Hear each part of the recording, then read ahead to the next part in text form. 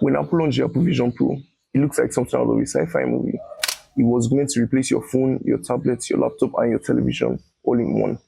What happened? Why did it fail? Well, there are multiple reasons behind it. The Apple Vision Pro launched at $3,500, which was way too expensive for the average consumer.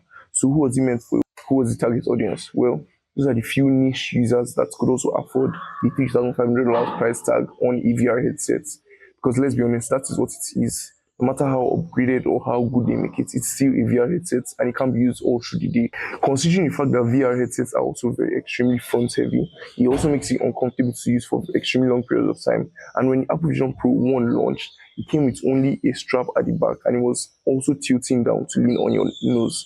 But now the Apple Vision Pro 2 is out, they have fixed that and they added a band on top. But that's all they fixed. They didn't reduce the weight of the Vision Pro. All they did was added the M5 chip, which no one complained originally that the device was slow.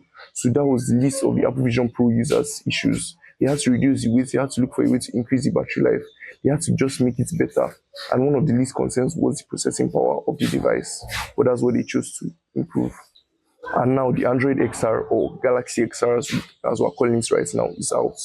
This is Samsung's attempt at their own Apple Vision Pro, which, let's be honest, currently is way better than the Apple Vision Pro. It starts at $1,800, which is basically half the price of the Apple Vision Pro.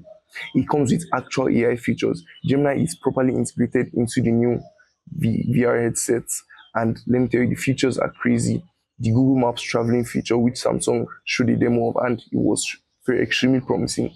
It comes with a very similar user interface as the Apple Vision Pro, although it just has a lot more AI integration features. And since this is based off Android platform, Android and Google platform, there are a lot more apps. Almost all softwares are working as at launch.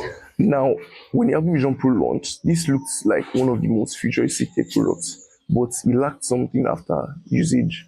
It didn't feel like Apple. Apple never released incomplete products, and let's be honest, Vision Pro is an incomplete product.